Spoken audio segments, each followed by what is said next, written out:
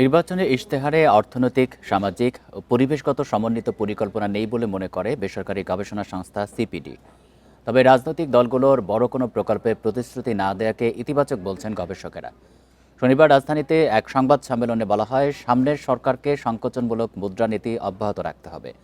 পাশাপাশি ব্যাংক খাতের সংস্কারের জন্য বর্তমান গভর্নরকেও বহাল রাখা উচিত। এ নিয়ে আলোচনা করতে রাজধানীর আজিমপুর থেকে আমাদের সঙ্গে যোগ দিচ্ছেন অর্থনীতিবিদ ডক্টর মাহফুজ কবির। জনাব মাহফুজ কবির, আপনাকে স্বাগত জানাচ্ছি ইন্ডিপেন্ডেন্ট সংবাদে। সিপিডি বলছে যে দলগুলোর ইশতেহারের সমন্বিত পরিকল্পনার অভাব। এটি দ্বারা কি বোঝানো হয়েছে? এর মানে কি ইশতেহারগুলো অবাস্তব? না, আসলে একটা ইশতেহারের মধ্যে তো সমস্ত কিছু থাকে না। এখানে আসলে সংক্ষিপ্ত ভাবে এই দল বা জোট যদি ক্ষমতায় যায় তাহলে সেক্ষেত্রে আসলে কি কি কাজ করবে সেই বিষয়ে মোটামুটি সাধারণ একটা বর্ণনা থাকে, বা সেখানকার যে মূল বিষয়গুলো সেগুলো উঠে আসে।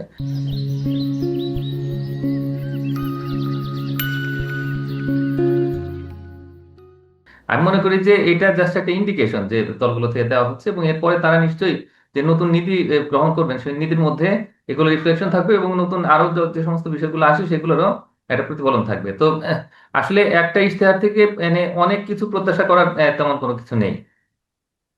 বড় প্রকল্পের পরিকল্পনা নেই কারো, কিন্তু আর্থসামাজিক উন্নয়নে তো বড় প্রকল্পও জরুরি। হ্যাঁ, ওইগুলো লাগে। নিশ্চয়ই আমাদের দেশে তো অনেক রকমের প্রকল্প চলছে, তবে যদি আমরা একটু দেখি যে বিএনপি এবং যে জামাতে ইসলামী তাদের যে সমস্ত প্রতিশ্রুতিগুলো আছে, এর মধ্যে বেশ কিছু সামাজিক যে সমস্ত নিরাপত্তা, বেষ্টনী কর্মসূচি, কর্মসংস্থান, শিল্পায়ন, একই সঙ্গে যে রপ্তানি এবং এই যে মানব সম্পদ উন্নয়ন, দক্ষতা উন্নয়ন, এগুলো অনেক কিছু বিষয় আছে যেগুলো আসলে এখন দরকার। আমাদের দেশে এই মুহূর্তে যে কর্মসংস্থানের সবচেয়ে বড় একটা সমস্যা, এবং একই সঙ্গে যে এখানে বিনিয়োগ, শিল্পায়ন, এগুলোতে অনেক গতি নিয়ে আসতে হবে। তো সেই জায়গাগুলোতে কিন্তু বিএনপির যে ইশতেহার সেখানে পরিষ্কার করে বলা আছে। আবার জামাতে ইসলামের এই যে ইশতেহার সেখানে অনেক বিষয়গুলো তুলে নিয়ে আসছে, শিক্ষা, স্বাস্থ্য, এবং একই সঙ্গে যে যেমন বিএনপির এখানে যে ফ্যামিলি কার্ডের কথা বলা আছে, কৃষক কার্ডের কথা বলা আছে। তো অনেক কিছু বলা আছে, কিন্তু আমার মনে হয় যে আরো অনেক কিছু প্রয়োজন যেগুলোকে আসলে এখানে নিয়ে আসা হয়নি। তো এটা আস্তে আস্তে আনফোল্ড হবে, যে ধরেন নির্বাচিত হলে তখন সরকারের যে সমস্ত বিষয়গুলো তাদের যখন আলাপ আলোচনা করবেন তখন বিষয়গুলোকে নিয়ে আসবেন। সিপিডি একটা প্রস্তাব করেছে যে বর্তমান গভর্নরকে বহাল রাখার ব্যাপারে। এটি কেন করা হয়েছে, আর তাকে সরিয়ে দেওয়া হতে পারে এই আশঙ্কা থেকেই কি এটি বলা? না, এখন বর্তমান গভর্নর কাজ করছেন, কিন্তু আসলে তিনি অনেক কিছু করতে পারেননি যেটা আমাদের প্রত্যাশা ছিল।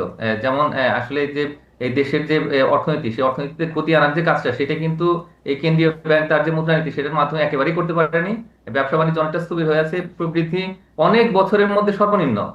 তো এই অবস্থাটা আমি মনে করি যে আসলে একটু পরিবর্তন দরকার, কিছু সংস্কার দরকার। তো এই জায়গাতে যদি এই যে বর্তমান গভর্নর তিনি যদি কমিটেড থাকেন যে আগামীতে তিনি এই কাজগুলো করবেন, তাহলে সেই ক্ষেত্রে তো নিশ্চয়ই ইতিবাচকভাবে চিন্তা করে। তবে আমার মনে হয় যে এখানে বাংলাদেশ ব্যাংকের নীতিতে বড় পরিবর্তন প্রয়োজন।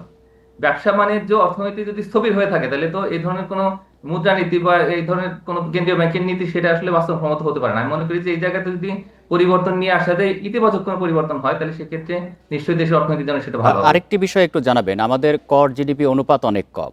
সেক্ষেত্রে রাজস্ব বাড়ানোর ক্ষেত্রে কোনো সুনির্দিষ্ট রোডম্যাপ কি এই ইশতেহার থেকে পাওয়া যায়? এই ইশতেহারগুলোতে এই জায়গাতে একেবারেই তেমন কোনো কোনো কিছুর উল্লেখ নেই, কোনো পরিকল্পনা নেই।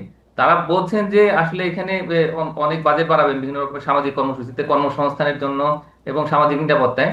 কিন্তু এই অর্থটা আসবে কোত্থেকে? এবং একই সঙ্গে কিন্তু আসলে যে যে পে স্কেল হলো সেটা বাস্তবায়ন করতে হবে, সেখানে 1 লক্ষ কোটি টাকার বেশি প্রয়োজন হবে। তো রাজস্ব খাতে যদি বড় রকম সংস্কার না হয়, করের ক্ষেত্রে কোনো পরিবর্তন না হয়, তাহলে সেক্ষেত্রে এই অর্থায়নের বিষয়টা কিন্তু খুবই একটা ঝুঁকিপূর্ণ হয়ে যাবে। এবং সেটা বিদেশি অর্থায়ন তো সেভাবে আমাদের কাছ থেকে আমরা সেভাবে আর পাবো না। কারণ হলো যে যেহেতু এলডিসি গ্রাজুয়েশন হচ্ছে, এরপরে সেইভাবে আসলে বৈদেশিক অর্থায়নটা কিন্তু খুব কঠিন হয়ে যাবে। সুতরাং এই রাজস্বের ক্ষেত্রে কি ধরনের পরিবর্তন করা সম্ভব বা তারা করতে চায়, তো সেই বিষয়গুলো পরিষ্কার করে বললে এটা সবার জন্য ভালো হতো। আরেকটি বিষয় একটু জানতে চাই যে প্রতি বছর তো লাখ লাখ তরুণ মানে ইয়েতে আসছে। তো কর্মসংস্থান সৃষ্টির ক্ষেত্রে বাস্তবসম্মত সেক্টর ভিত্তিক কোনো পরিকল্পনা কি পাওয়া যায় এই যে ইশতেহারগুলো এসছে? হ্যাঁ, বিএনপির ইশতেহারে এরকম করে বলা আছে যে 18 মাসের মধ্যে তারা 1 কোটি কর্মসংস্থান তৈরি করবেন। কিন্তু এটা আমার মনে হয় কি যে অর্থনীতি যদি গতি না বাড়ানো হয়, ব্যবসা বাণিজ্য যদি সম্প্রসারিত করা না হয়, এবং দক্ষতার উন্নয়ন না হলে কিন্তু এই কর্মসংস্থান তৈরি করাটা আমি মনে করি যে অলিক কল্পনা। বরং একটু বাস্তবসম্মত ভাবে আসলে তারা কিভাবে এই কর্মসংস্থানটা তৈরি করবেন, সেখানে বেসরকারি খাতের কি অবদান থাকবে, এবং একই সঙ্গে আসলে এমপ্লয়মেন্ট ইন্টেন্সিভ সেক্টর গুলোতে কি ধরনের আসলে সহায়তা দেওয়া হবে, সেই বিষয়গুলো কিন্তু সেভাবে নেই। তবে একটা টার্গেট থাকা ভালো। এবং একই সঙ্গে জামাতের কথা যদি আমরা ধরি, তাহলে সেক্ষেত্রে তারাও কিন্তু এই কর্মসংস্থান নিয়ে এটা কিন্তু জোর দিচ্ছেন। কিন্তু কিভাবে হবে এই কর্মসংস্থান, সেই বিষয়গুলো নিয়ে কিন্তু কোথাও কথাবার্তা বলা নেই। আমি মনে করি যে দেশ এবং দেশের বাইরে কর্মসংস্থান তৈরির জন্য যে দক্ষতা উন্নয়ন প্রয়োজন, ভাষাগত যে দক্ষতা, সেগুলোর উপরে বিএনপি তারা জোর দিয়েছে। কিন্তু আরেকটু ডিটেল যদি করা যেত তাহলে সেটা ভালো হতো। এবং আত্মকর্মসংস্থানের জন্য কি কি ধরনের ব্যবস্থা গ্রহণ করা হবে, স্টার্ট আপের কথা বলা আছে বিএনপি ইশতেহারে, কিন্তু আরেকটু ডিটেল করলে আমি মনে হয় যে আমাদের যারা তরুণ রয়েছেন, যারা সেটি আরো ভালো হতো। কর্মসংস্থান, তো নিশ্চয়ই। সেই জনাব সেই বিষয়গুলো তারা ডক্টর মাহফুজ কবির, আপনাকে অসংখ্য ধন্যবাদ দিচ্ছি এতক্ষণ আমাদেরকে সময় দেওয়ার জন্য।